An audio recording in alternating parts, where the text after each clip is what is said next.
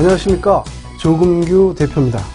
지난주에 이어서 실전 투자는 룰부터 다르다라고 하는 제목으로 이번 주에도 계속적으로 강의를 진행할까 합니다.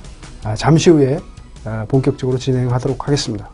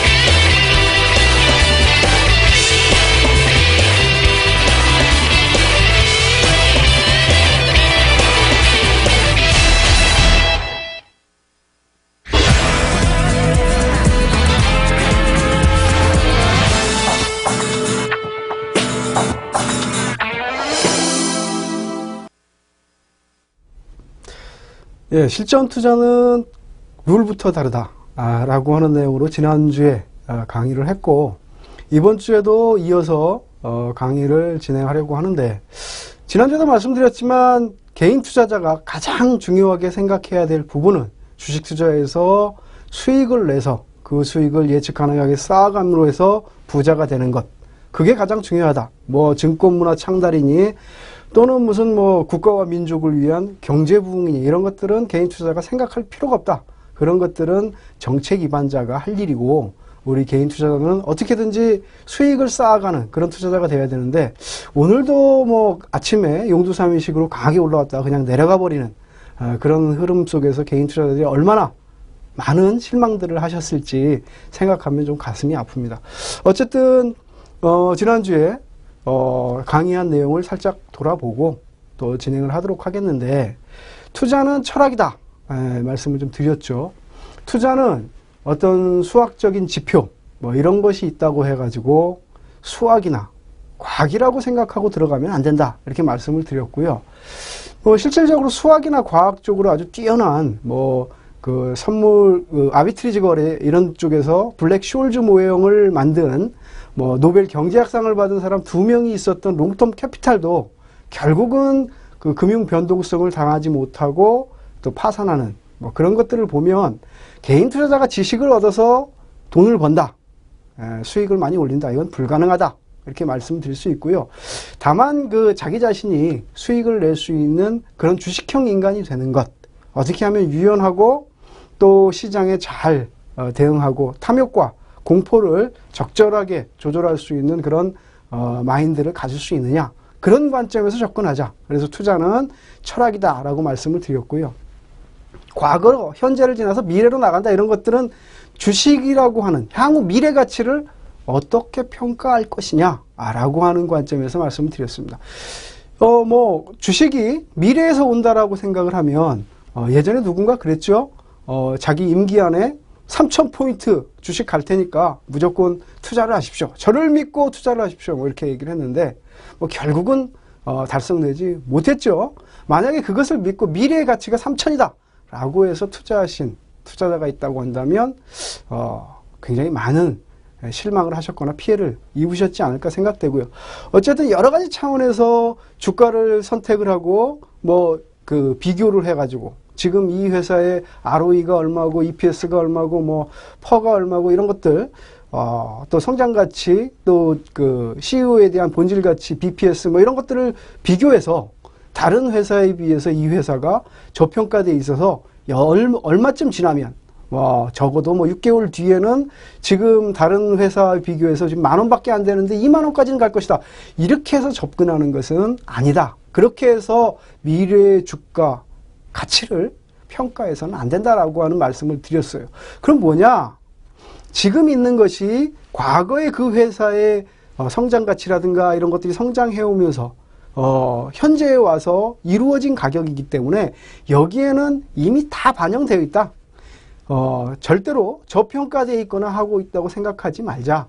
오히려 지금 있는 가치가 외부적인 요인 또는 내부적인 요인 또 좀 수급적인 요인, 이런 여러 가지 가치들이 어떻게 작용되느냐에 따라서 오르기도 하고 또 그것들이 마이너스 요인을 가져와서 내리기도 하는 것이 주식이다 생각을 하고 접근을 해야 된다, 이렇게 말씀을 드렸고요.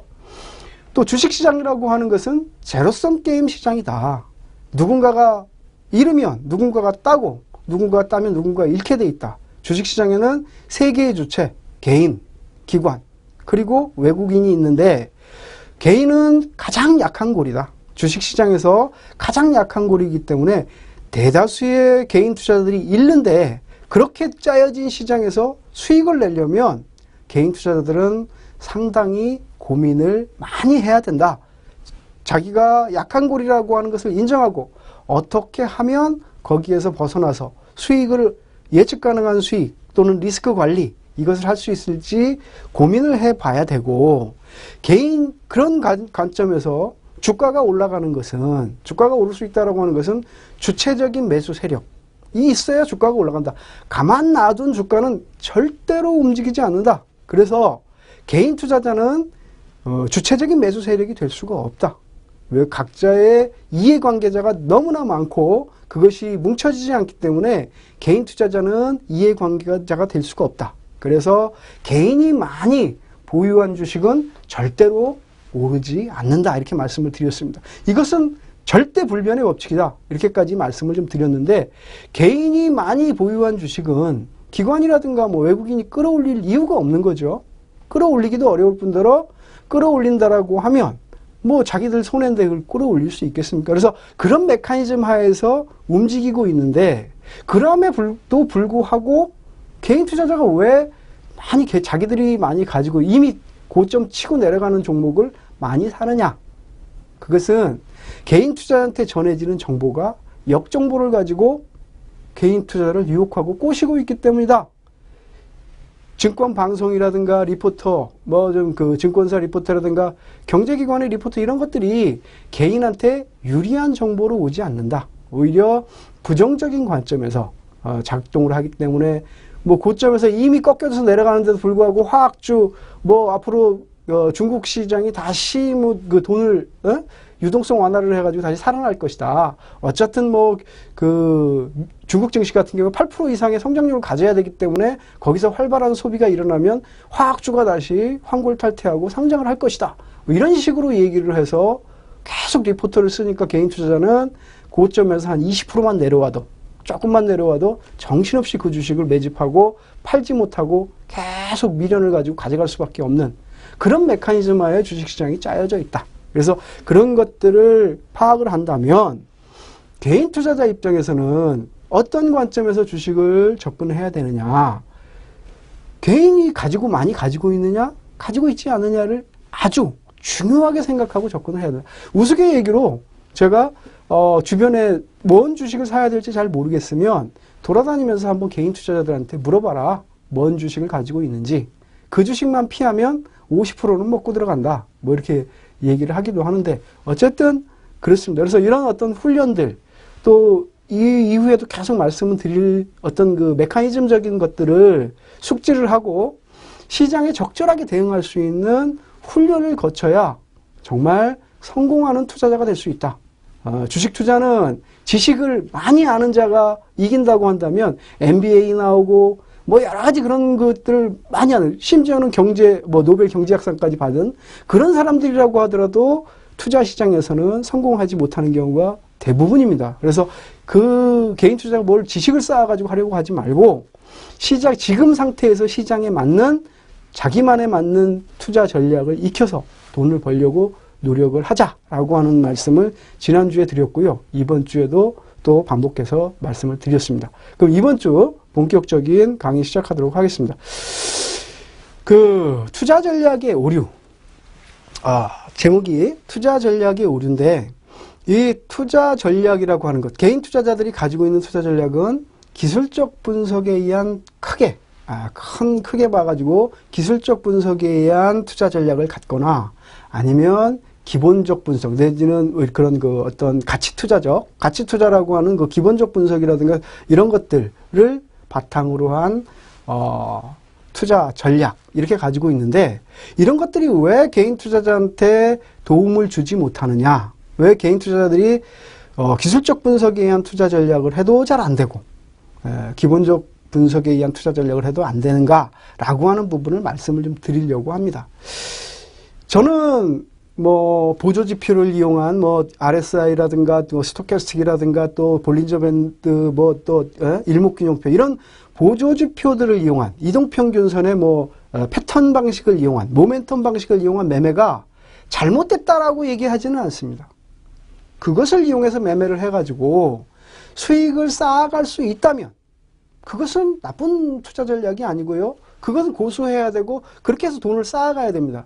그런데 기술적 분석으로 해서 큰 돈을 벌었다라고 하는 사람을 거의 만나보지를 저는 못했습니다. 그 왜 그러한가? 너무 맹신을 한다. 너무 교조주의적으로 이론적으로 들어간다. 그러니까 본질과 말단이 바뀌었다. 본말이 전도되어 있는 그런 경우가 굉장히 많더라. 무엇이 그러냐면 기술적 분석이라고 하는 것은 분명히 후행적인 부분입니다. 지나온 차트에다 대고 기술적 분석에 대한 얘기를 하면 틀린 게 하나도 없어요. 다 맞는다고. 거의 100% 맞아요. 그렇게 잘 맞는 투자 전략을 가지고 있는데 왜 돈을 못 버는가? 그것은 거의 아전인수격으로 해석하기 때문에 그렇다. 기술적 분석은 반드시 후행성이고 주가라고 하는 것은 아까도 말씀드렸지만 미래가 다가오는 게 아니라 지금 차트가 정배열이 되고 골든크로스가 있기 때문에 주가가 상승해가 아니라 거기까지는 골든크로스까지 왔지만 그 다음부터는 불확실하고 불확실성과 불확정성, 확정되지 않은 그런 부분이 있기 때문에 얼마든지 변할 그런 부분이라고 하는 거예요. 예를 들어서 RSI라든가 스토캐스틱을 보조지표로 이용해서 매매를 한다고 한다면 보통 70% 80% 선 가면 과열. 그래서 거기서부터는 매도를 생각을 해야 되고 20% 30% 내려오면 매수를 생각을 해야 되는데 그것은 기술적 지표의 본질, 기술적 지표를 이용한 매매의 본질하고는 전혀 반대적인 상황이다. 기술적 지표의 매매는 주도주 편승이라든가 추세 매매를 하기 위함인데 보통 10%도 안 올라가도 지금 있는 자리에서 주가가 10% 정도도 못 올라가면 벌써 70% 뭐 이런 정도 과열권에 스토캐스틱이나 RSI가 진입을 해버린단 말이에요. 그래서 요즘은 거꾸로 해석해서 하는 그 투자자가 있거나 종합적으로 또 뭐 여러 가지 엮어가지고 하는 그런 매매들이 있는데 그 매매가 나쁜 것이 아니라 맹신을 해서 그게 이렇게 돼야 되는데 라고 하는 식으로 기술적 분석을 하고 그걸 이용을 하기 때문에 손실들을 너무 많이 입는다. 그래서 그런 것들을 맹신하면 기술적 분석에서는 굉장히 어려움을 겪고 아까 제로섬 게임을 말씀을 좀 드렸지만 주체들이 가지고 있고 개인 투자자의 습성을 연구하고 있다라고 하는 관점에서 들어가야 된다. 황황한 기술적 분석을 보면 보통 그 골든크로스가 나면 그 다음부터 주가가 빠져요. 빠지기 시작하려고 한다면 추세, 저항선을 돌파한 이후에 하락을 하기 시작하고 또는 상승을 하려면 상승 각도를 만들기 위해서 일단은 하락 각도를 만들어내는 그러니까 지지선을 한 차례 이탈을 하고 나서 급상승으로 전환되는 그런 경우가 많은데 이것은 이유가 뭐냐? 비풍초 똥팔삼의 오류다. 그거 다소 저희 무슨 얘기야? 뭐 이렇게 생각하실 분도 있겠지만 고스톱을 쳐보신 분들은 다 아실 거예요. 고스톱에서 가장 점수 낼 수 없는, 그러니까 가치가 좀 떨어지는 그 순서가 비풍초 똥팔삼 그 점수를 내는데 이기는데 아주 그 필요가 없는 그 순위입니다. 그래서 초보자들은 이 순서대로 그 버릴 게 바닥에 먹을 패가 없으면 이렇게 버리는 그런 것들을 하죠. 그런데 혼자 고스톱을 치는 게 아니기 때문에 적어도 3명이서 같이 치니까 이런 패턴으로 계속적으로 버리게 된다고 한다면 금방 읽혀서 손에 무엇이 들었는지를 상대방이 눈치를 채고 역이용을 하게 됩니다. 지금 개인 투자자들의 매매 패턴이 그렇다는 얘기예요. 전부 이동평균선을 이용한 매매, 일목균형표를 이용한 매매, 보조지표를 이용한 매매 이런 것들을 하다 보니까 상대방, 제로섬 게임의 상대방들이 또 세력이, 기관이 저 개인 투자자들이 이 자리에서 어떻게 행동하고 어떻게 나설 것인가, 어떻게 움직일 것인가 라고 하는 것을 다 안다는 얘기죠. 그래서 개인 투자자가 들어갈 자리에서 그 물량을 뺐을 때는 한 차례 밑으로 겁을 줘가지고 공포를 유발시키고 하는 그런 부분이기 때문에 기술적 분석을 맹신하지 말자. 특별한 기법이 없다. 뭐 새로운 엄청난 어떤 기법이 없다. 뭐 기법 이런 기법이면 돼. 그리고 산속에 들어가갖고 뭐 몇 년씩 돌을 닦고 내려봐야 소용없다는 얘기예요. 시장은 사람들이 많이 그런 기술에 대해서 아는 순간 또 패턴이 바뀌고 그 패턴이 지금 어떠한 형태로 나타나 있는가, 그리고 내가 그것을 이용할 수 있는가 없는가가 가장 중요한 것이지, 기술적 분석이 이러이러하면 이런 차트에서 이런 패턴을 가지면 반드시 상승을 해. 이거 비교해 보니까 이 주가가 더 많이 가겠어. 이 주가를 사야 돼. 이런 것들은 아니라고 한 얘기입니다. 더 자세하고 뭐 중요한 얘기들은 나중에 주가에 대한 부분을 말씀을 좀 드리면서 더 자세하게 좀 말씀드리기도 하고, 그 다음에는 이제 가치 투자 전략에 대한 오류. 이 가치 투자 전략에 대한 오류는 한 10년 정도 돼 가는데요. 그때부터 워런 버핏에 대한 가치 투자에 대한 기술적 분석을 해도 잘 안 되니까, 야, 맞아. 워런 버핏의 가치 투자만이 정답이야. 그래서 그걸 신봉하는, 그걸 맹신하는 사람들이 굉장히 많이 생기기 시작했습니다. 근데 실질적으로 그러한가? 뭐 그렇지 않다는 얘기죠. 개인 투자자들은 이 가치 투자를 하기 위해서는 굉장히 부족한 점이 많습니다. 가치 투자라고 하는 것이 미래 가치에 투자를 하는 것이기 때문에 미래 가치를 알아야 되는데, 미래 가치를 짐작하기가 굉장히 어렵습니다. 어떻게 보면 주식 투자라고 하는 자체가 가치 투자다. 지금 규모의 장사를 하기 위해서 주식을 공개하고, 기업을 공개하고, 그 기업에 내가 참여를 해서 그 기업이 성장을 하면 배당도 받고, 또 회사가 커지면 재산이 증식되고 나도 같이 부자가 되는 그런 것이기 때문에 회사의 가치를 성장해 나가는다라고 하는 차원에서 똑같은 얘기지만, 그것을 좀 더 강하게 타이트하게 얘기한 것이 본질적인 가치 투자라고 한다면, 그것이 막연하게 중장기적으로 가져가는 투자는 아니라는 것이죠. 가치 투자를 얘기할 때 워렌 버핏이 코카콜라를 30년을 가지고 있었네, 굉장히 오래 가지고 있는 종목들이 있네, 이렇게 얘기를 하지만, 제가 판단했을 때 그것은 워렌 버핏이 수없이 많은 종목을 매매한 와중에서 남아있는 부분들이다. 주식 투자라고 하는 것은 어떤 직사포적인 것이 아니라 가면서 계속 궤도를 수정해 나가는 미사일과 같은 투자이기 때문에 시장 상황에 따라서 맞춰가지고 하는 것이지 오래 가져가는 것은 아니다. 그러면 이제 삼성전자 같은 경우에 3만 원대도 있었는데 지금 150만 원이니 거의 50배 정도 성장한 것 아니냐, 이렇게 얘기를 할 수가 있겠지만, 지금 주식시장 100년사에 예를 들어서 1900년 초에 미국 증시에 상장돼 있던 대부분의 주식 중에 살아남은 것들이, 수백 개의 종목 중에 살아남은 게 제네럴 일렉트릭 하나밖에 없다.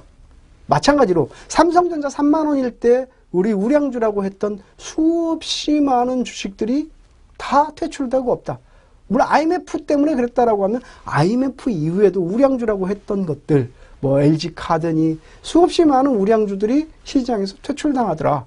그리고 개인 투자자는 현상적인 것에 너무나 집착을 한다. 현상적인 것에 너무 집착을 하다 보니까 미래 가치를 살피는 게 아니라 지금 방송에서 얘기한 얘기, 2007년에는 조선주, 대표적으로 2005년, 2006년에는 해운주 업황이 계속적으로 성장할 것이기 때문에, 해운주가 무슨 골라 LNG에 피인수된다, 합병 얘기까지 나왔음에도 불구하고 이제부터 2년 동안 추가로 갈 수 있어라고 거기다 대고 가치 투자를 하려고 하고, 또 2007년에는 조선주가 엄청난 상승했음에도 불구하고 조선 업종이 일본을 제끼고 세계에서 1위고 중국이 따라오려면 아직도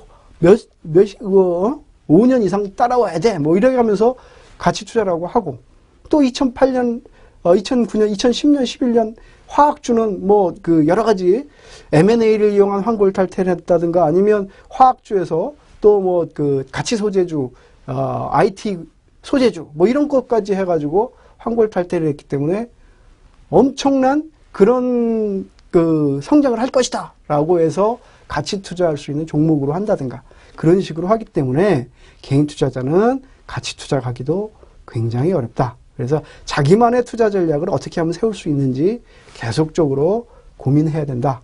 잠깐 쉬고 그 부분에 대해서 또 말씀드리도록 하겠습니다.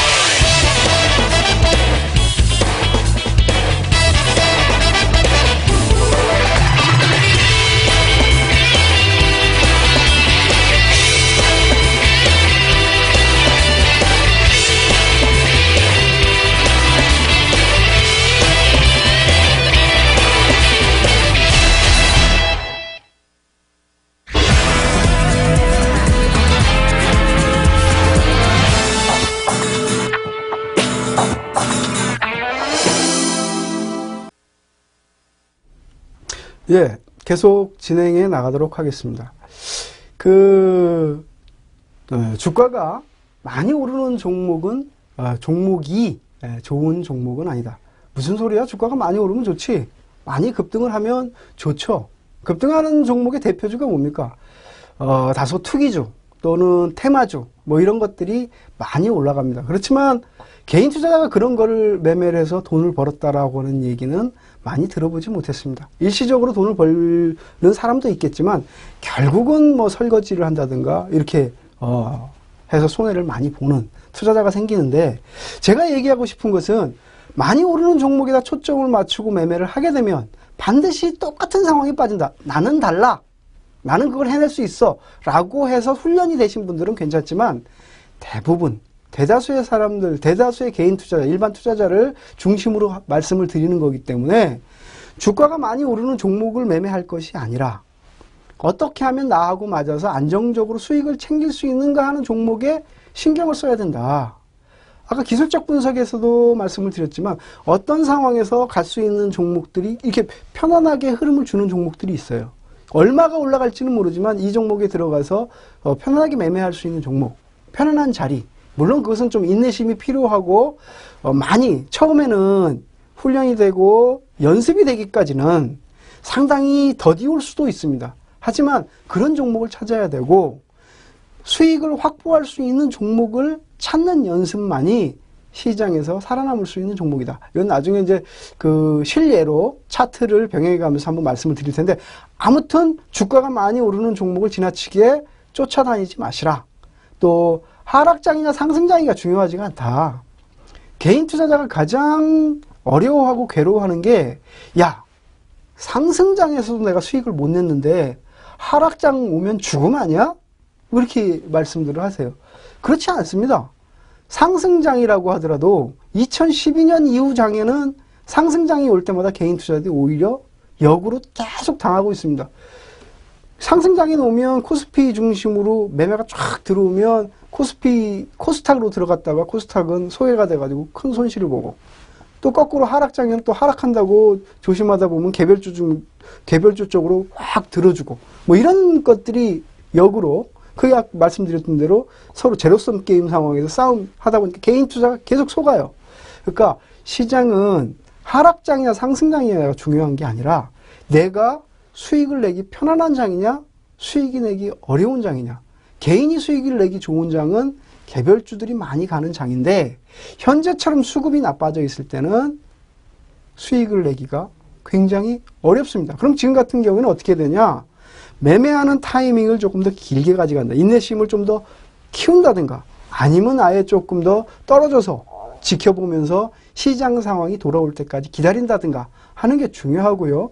급하게 마음 먹으면 마음 먹을수록 돈은 벌리지를 않습니다. 그래서 장에 대해서 지나치게 이게 상승장이다, 하락장이다, 상승장에서는 내가 꼭 먹어야 돼, 그리고 서두르고 또 하락장은 공포에 빠져가지고 이거 안 되겠어 그리고 다 집어 던진다든가 하지 마시고 조금 더 여유를 가지고 떨어져서 내가 이 패턴을 잘 타서 파도 타기 하듯이 잘 타가지고 수익을 낼 수 있는 거니 있을 수 있을까?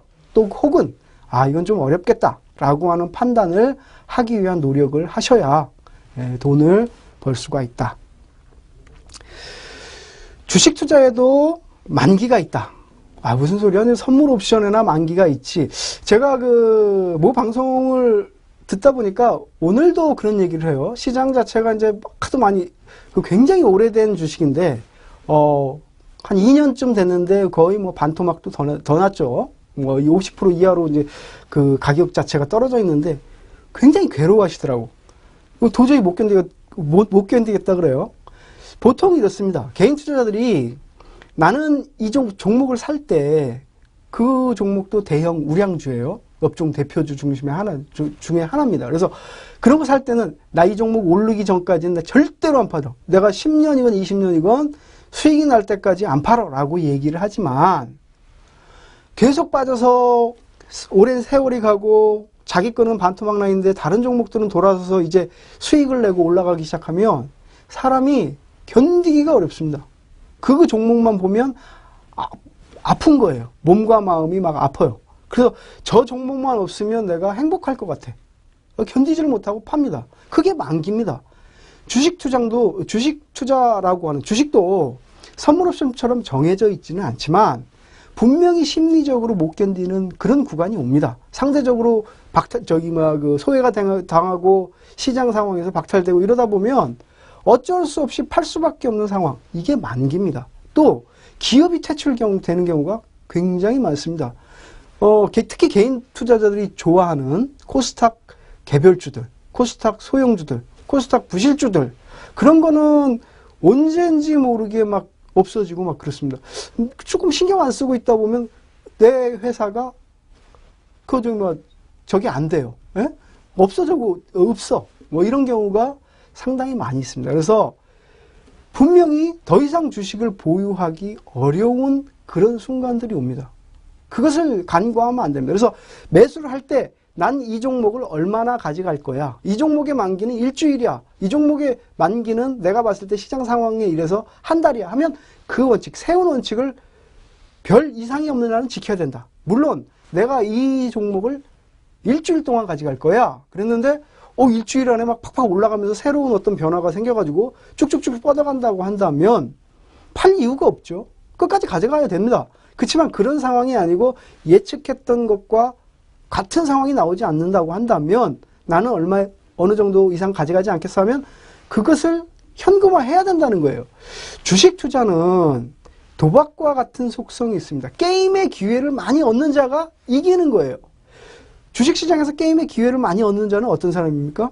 돈을 많이 가지고 있는 사람이에요. 내가 100만원어치 샀는데 빠져. 그럼 200만원어치 사고, 200만원어치 샀는데 빠져. 그럼 1000만원어치 사고, 1000만원어치 샀는데 빠져. 그럼 1억원어치 사고. 이렇게 할 수 있는 투자자라고 한다면 이길 확률이 굉장히 크겠죠.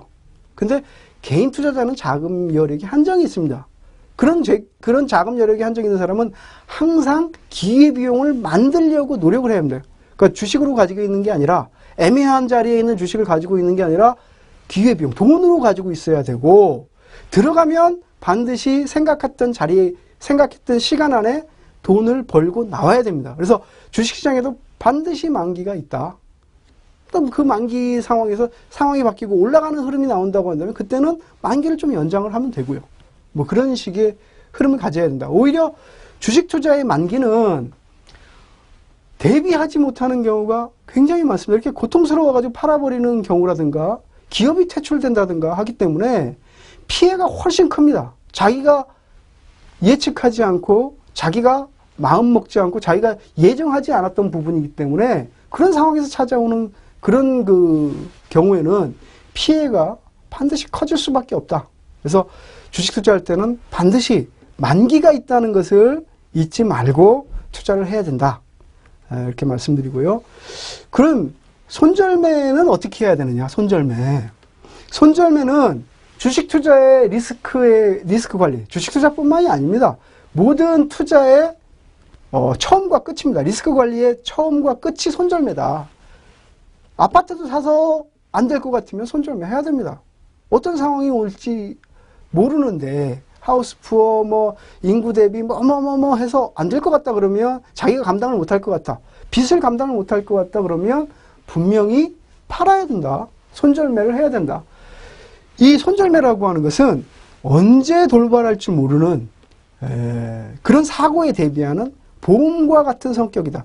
내가 이 종목이 파는 것은, 그러니까 손절매를 하는 것은, 파는 거하고 손절매는 달라요. 손절매는 내가 이 종목을 팔고 추가적으로 떨어질 것을 생각해서 파는 것이 아니다. 오히려 내가 대비하지 못하는 사고가 터질까봐 파는 거기 때문에 팔고 나서 리바운딩 한다고 해서 괴로워할 필요가 없다. 예를 들어서 자동차 보험을 들었는데 1년 동안 사고가 안 났다 그래서 내가 자동차 보험을 잘못 들었다고 할 수 없듯이 손절매하고 주식이 올랐다고 해서 손절매를 잘못했다. 이렇게 하기는 굉장히 잘못된 판단입니다. 왜 그러냐 하면 그 손절매라고 하는 것은 만약에 내가 그것을 못 팔았을 경우에 만에 하나라도 폭락이 나온다든가 아니면 주식 빠져서 그 다음에 대체할 수 없게 된다고 한다면 아까 말씀드렸듯이 2년 동안 주식을 가지고 있다가 몸과 마음을 다 다치고 만기가 와서 팔 수밖에 없는 그런 상황이 갈 수 있기 때문에 그런 것을 막고자 하는 게 손절매다. 손절매가 싫으면 손절매하지 않을 자리에서 들어가라. 손절매하지 않을 자리. 내가 지금 들어가면 손절매를 하지 않을 수 있어 라고 하는 확률을 높일 자리가 분명히 있습니다. 주식 투자를 하시다 보면 분명히 그런 자리가 있는데 그런 자리까지 기다리지 못하는 개인의 그 조급한 마음, 탐욕, 그게 문제다. 그것을 극복하는 훈련을 하자라고 하는 그런 얘기를 계속 말씀을 드리고 있는 겁니다. 그래서 메커니즘을 어떻게 이해를 하고 어떻게 훈련하는가에 따라서 손절매를 지켜가면서 또 손절매를 적게 해가면서 수익을 낼 수 있는 그런 방법을 찾을 수 있을 것이라고 생각을 합니다. 또 성공 투자를 하려면 실패한 경험은 결코 경험이 되지 못한다. 이거 개인 투자들이 명심해야 될 부분입니다. 실패는 성공의 어머니다? 그렇지 않습니다. 성공이 성공의 어머니지 실패는 성공의 어머니가 될 수가 없습니다. 특히 주식시장에서의 실패는 경험이 되지 못하고 오히려 트라우마가 됩니다. 실패를 계속하면 그게 본질인 것처럼, 그게 자기의 운명인 것처럼 받아들여요. 수익이 나면 이상해. 계속 실패한 사람은 수익이 나면 견디지를 못해, 이상해가지고. 그래서 조금 수익 나면 팔아버려요. 아주 좋은 종목을 가지고도. 예를 들어, 행크 아론이라든가, 베이브 루스가, 같은 홈런왕들이 삼진을 많이 당했기 때문에 홈런왕이 됐대. 그건 그렇지 않습니다. 홈런 친 경험, 홈런을 많이 쳤기 때문에 홈런왕이 된 거지, 다만 삼진을 두려워하지 않을 정도로 적극적으로 방망이를 휘둘렀다라고 하는 얘기는 되겠지만, 방망이를 휘둘러서 삼진을 당하더라도 홈런 친 개수가 훨씬 많았기 때문에, 홈런 친 개수보다 삼진 개수가 더 많다고 한다면 그 사람은 그 프로야구 시장에서 퇴출당합니다. 실패한 경험은 결코 경험이 되지 못해요. 오히려 나쁜 습관, 트라우마, 나쁜 습관만 키워줘가지고 10년이 가고 20년이 가도 바뀌지 않는 그런 나쁜 버릇만 돼가지고 시세 중독에 걸려서 매매하다 끝나버리는 경우가 굉장히 많습니다. 그래서 성공한 경험이 없으면 영원한 초보 투자자다 이렇게 생각을 하시면 될 거예요. 그리고 개인 투자자는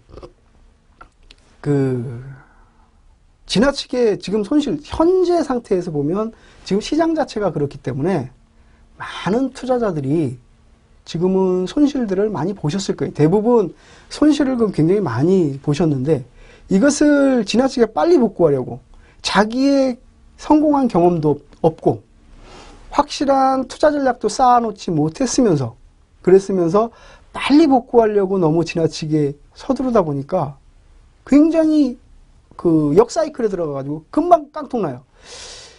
여기 보면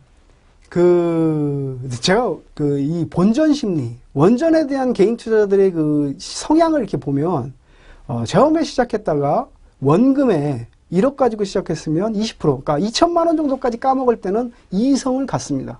개인 투자자들이 이성을 딱 유지하고, 그래도 나름대로 시장에 잘 대응하려고 하는데, 한 20% 이상 까먹기 시작하면 그때부터는 이성을 잃습니다. 그때부터는 빨리 복구하려고 잡주들, 코스닥 투기주들 이런 것들을 두려워하지 않고 매매를 해요. 그 손실된 부분, 이게 이제 행동경제학에 거기 나오는 부분인데 어쨌든 간에 인간이 그렇게 생겨 먹었습니다. 인간 자체가 20% 이상 그 손실이 나기 시작하면 정신이 없어지고 서두르게 되고 안 할 실수하게 되고 막 이래갖고 금방 그때부터는 순식간에 계좌가 망가지기 시작합니다. 그래서 경험을 쌓아야 된다라고 하는 차원에서 지금까지 손실을 보셨으면 리셋 키를 누르시고 처음부터 다시 시작한다. 이게 내 원금이다 라고 생각하고 조금씩 나아가는 그런 투자 전략을 쌓아가는 려고 노력을 하셔야 된다. 이렇게 말씀드릴 수 있고요. 자, 부자가 되는 방법. 우리가 주식시장에서 투자를 하는 것은 부자가 되기 위해서 하는 겁니다. 그래서 근데 부자가 되기 위한 방법은 똑같습니다. 주식 투자나 분식 지불하거나 다를 바가 하나도 없어요. 제가 첫 그 시간에 말씀드렸듯이 만약에 그 퇴직을 하고 뭐 사업을 하려고 하는 사람이 자기 퇴직금하고 이리저리 빚을 내갖고 10억짜리 아무 요식업에 그 경험이 없는 사람이 10억짜리 갈비집을 하겠다 그러면 여러분들 다 그러실 거예요. 너 1년 안에 안 망하면 내 손 10손가락이 장지진다. 이렇게 얘기를 할 거예요. 근데 개인 투자자들은 자기들 그 주식시장에 와서 돈을 많이 벌어보지 않았으면서 있는 돈 없는 돈, 무리한 돈, 심지어는 신용, 미수 뭐 이렇게 써가면서 카드론 뭐 이렇게 해가지고 막 가져와가지고 매매를 합니다. 절대 이기지 못합니다. 절대 성공할 수 없습니다. 똑같아요. 부자가 되는 방법은 일반 투자를 하거나 우리 주식시장을 하거나 똑같습니다. 20대 80의 법칙. 복리효과, 레버리지 효과는 조금 이따가 말씀드리고 20대 80대 20의 법칙이에요. 성공을 하려면 처음에 무지무지 고생하지 않습니까? 대박집도 10년 동안에 큰 돈을 벌었다고 한다면 8년 동안은 어마어마하게 노력을 하고 쫓기고 살아도 성공의 20%도 못 채웁니다. 나머지 2년 동안 80% 자기가 언제 벌었을지도 모르게끔 내가 어떻게 해서 돈을 벌었는지도 모르게끔 벌리는 것이 이 자본 시장, 자본 증식 시장의 원칙입니다. 주식도 마찬가지입니다. 내가 100억을 벌겠다고 하면 8년 동안은 20억을 벌기 위해서 80% 이상의 노력을 해야 겨우 성취할 수 있다. 뭐 이렇게 얘기를 할 수 있고요. 복리효과, 레버리지 효과. 개인 투자자가 돈을 버는, 아무것도 없는 개인 투자자가 돈을 벌기에는 20대 복리효과와 레버리지 효과밖에는 없다. 저는 그렇게 좀 생각을 합니다. 잠시만요.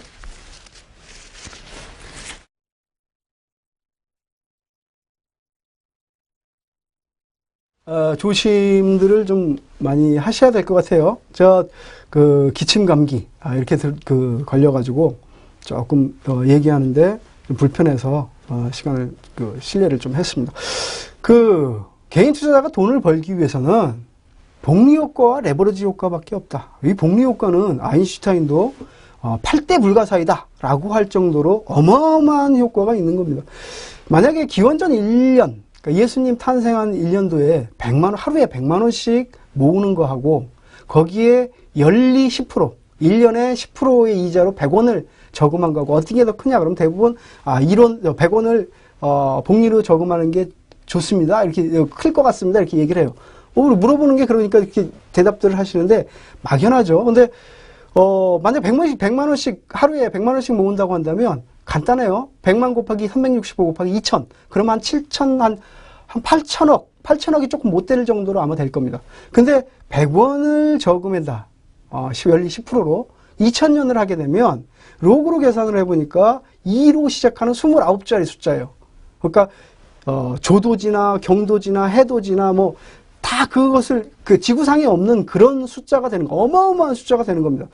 까지지 않고, 그러니까 손실을 나지 않고 리스크 없이 복리 효과를 누린다고 하는 것은 어마어마한 그런 부분을 나타낸다. 그래서 돈은 모아가면서 손익분기점 넘어가면 기하급수적으로 커진다. 그걸 노려야 된다. 그러고 나면 레버리지 효과가 자연히 생기는 것이지 처음부터 레버리지 효과를 노리게 된다고 한다면 패망이다. 아까 다 말씀드렸어요.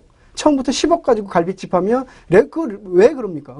레버러지 효과를 노리기 위해서 그렇다. 그런데 그렇게 하면 반드시 망한다. 부는 시간과 정비례 관계, 정함수 관계에 있다. 상관관계를 가지고 있다.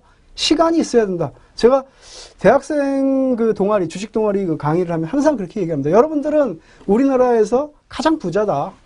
충분한 시간을 가지고 있다. 여러분들은 돈을 벌 수 있는 조금씩이라도 10원이라도 20원이라도 예측 가능하게 리스크를 관리하며 쌓아가면 당신들은 우리나라에서 제일 큰 부자가 될 수 있는 기회가 반드시 있다. 그런 얘기를 합니다. 그래서 부자가 되려면 시간 반드시 필요하다는 생각, 그리고 처음에는 조금씩 늘려가다 보면 레버리지 효과가 반드시 생긴다. 힘들고 괴로워도 80%의 노력, 인생의 80%의 노력을 한다라고 생각을 하고 주식 투자를 해야 부자가 된다. 이렇게 말씀드릴 수 있고요.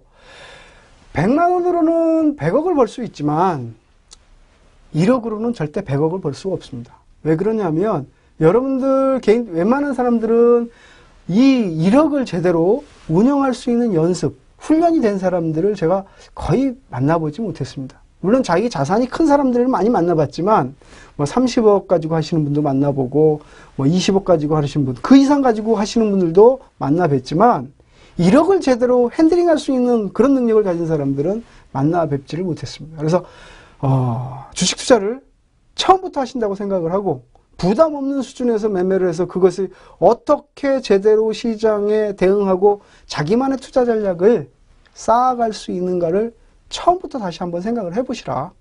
그리고 나서 복구해도 늦지 않는다. 처음에 아무것도 모르는 상태에서 1000만 원을 벌기보다는 주식을 잘 알고 나면 어느 정도만 가지고도 100억을 버는 것도 그렇게 어렵지 않다고 성공한 그 투자자 중에 하나가 말씀을 했습니다. 여기까지 하고 다음 부분 계속적으로 이어가도록 하겠습니다.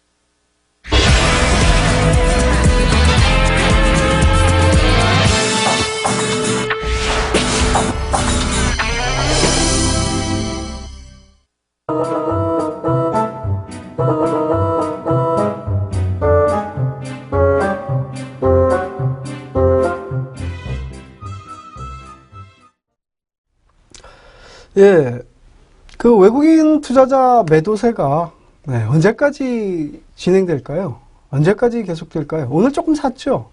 근데 그 비차익, 프로그램 비차익을 감안하면 오히려 매도한 걸로 좀 보여집니다. 근데 저도 궁금합니다. 언제까지 팔지. 한번 지켜보면서 한번 살펴보기를 하죠.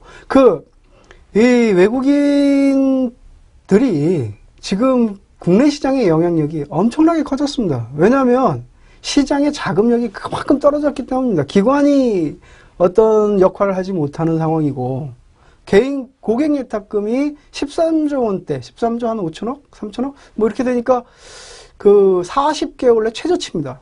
거기에다가 주식형 펀드 자체가 60조 원? 60조 원 밑으로 떨어졌다라고 하니까 시장 내에, 주식시장 내에 유동성에 대한 여력이 없는 그런 상태에서 외국인 투자자의 영향력이 커질 수밖에 없는 그런 상황입니다.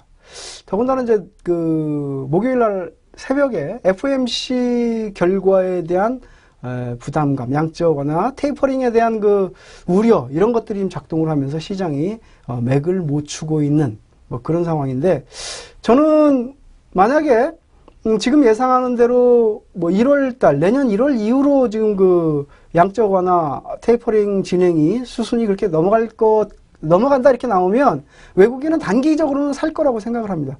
저 그 첫날 말씀드렸지만 외국인은 기관은 업종 대표주라든가 어떤 종목에 대해서 시세를 내지만 외국인들은 한국물 바이 코리아에 대해서 바이셀을 합니다. 그러니까 가장 큰 게 원달러 환율, 또 두 번째가 채권, 그 다음에 무슨 뭐 선물 옵션, 주식 뭐 이렇게 돼가지고 같은 합성 그 상품으로 만들어서 매매를 하기 때문에 그 움직임을 보면 대략적으로 외국인 투자자의 매매 패턴을 알 수가 있는데, 그동안 엄청나게 팔았던 채권, 선제적으로 팔았습니다. 주식을 사면서 채권은 먼저 팔았어요. 그러니까 채권 팔았던 부분을 최근 들어서 한 3조 정도를 되샀습니다. 그러니까 그런 부분이 본격적으로 매수 전환하기 위해서, 바이코리아로 전환하기 위해서 샀다고 보기는 어렵고, 다만 이제 팔았던 것에 대해서 일시적으로 리바운딩 하는 그런 부분이다.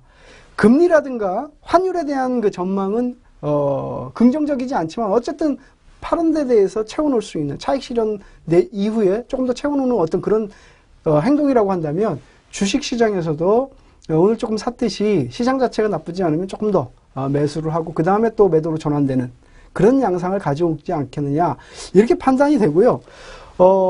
지금 가장 문제는 테이퍼링이라고 하는 것은 할 수밖에 없는 상황이다. 그럼 테이퍼링이 나왔을 때, 본격적으로 했을 때 어떻게 될 것이냐?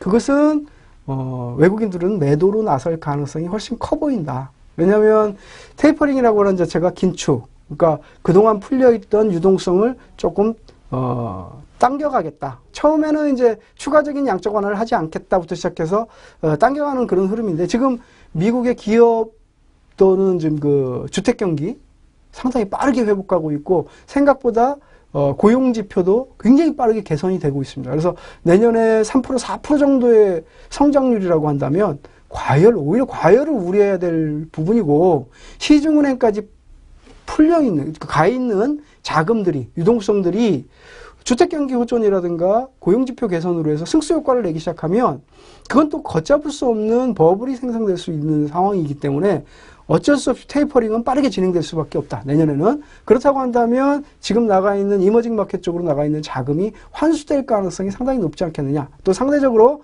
일본하고 우리나라하고 비교적으로 일본이 훨씬 더 유리한 국면에 들어있다. 특히 자동차.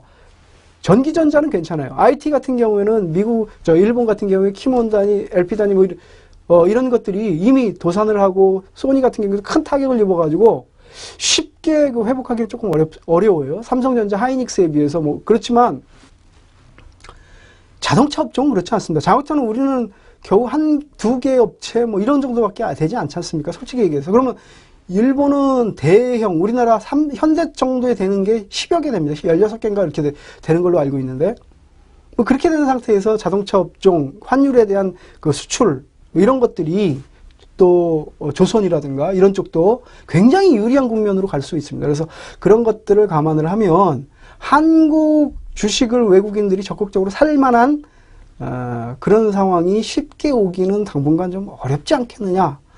그래서 개인 투자들은 올 크리스마스 랠리도 좋고 내년 연초 랠리도 기대하시는 바는 있겠지만, 지금은 보수적인 관점에서 들어가자.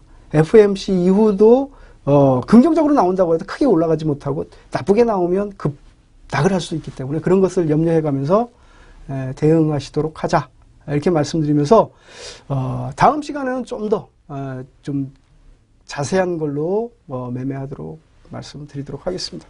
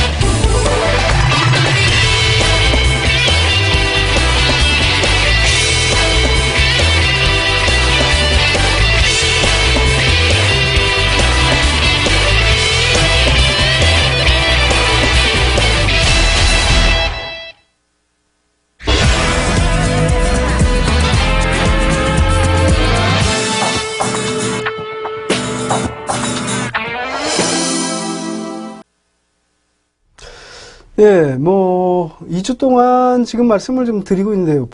실전 투자는 룰부터 다르다라고 하는 내용으로 말씀드리고 있는데 어떻게 받아들이셨는지 모르겠습니다만은 조금 도움이 되셨으면 좋겠고요.